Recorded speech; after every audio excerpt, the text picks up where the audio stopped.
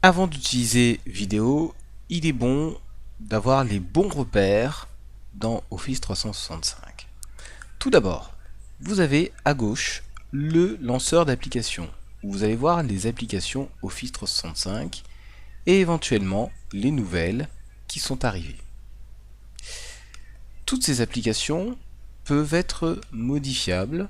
Donc là, je peux redimensionner en large, par exemple, juste avec les petits points que vous avez ici.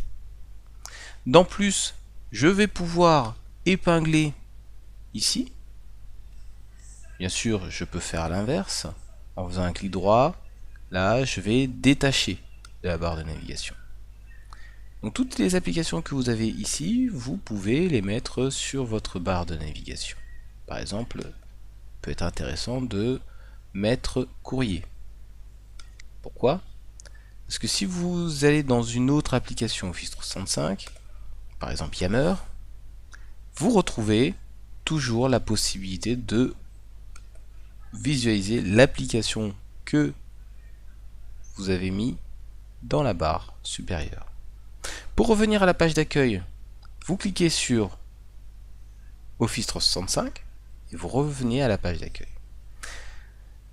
Vous avez ici les notifications. Donc dans ces notifications, vous allez avoir par exemple une information sur un nouveau logiciel d'Office 365, mais vous pouvez aussi avoir une notification pour vous indiquer que vous avez reçu un mail. Vous avez aussi les paramètres.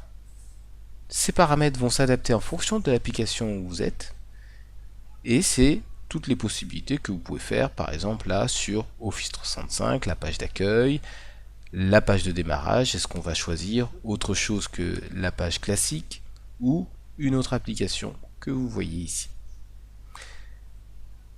Si je vais dans SharePoint par exemple, vous allez voir que les paramètres vont être modifiés. En fait, les paramètres s'adaptent à l'application que vous utilisez. Vous voyez, les paramètres sont plus réduits ici.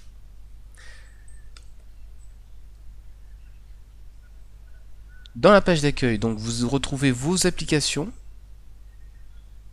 dans Office 365. Vous avez aussi à ce niveau-là les derniers fichiers que vous avez utilisés. Et vous avez une barre de recherche qui va vous aider à retrouver les documents. Si je fais test par exemple, il y a justement mon document que j'avais créé, visible ici, l'a retrouvé. Si je fais afficher plus de détails, donc il va me donner plus d'informations et du coup je vais pouvoir savoir où est ce document, si c'est dans SharePoint, dans OneDrive ou ailleurs. Si je retourne sur ma page d'accueil, je vais voir que j'ai plusieurs applications.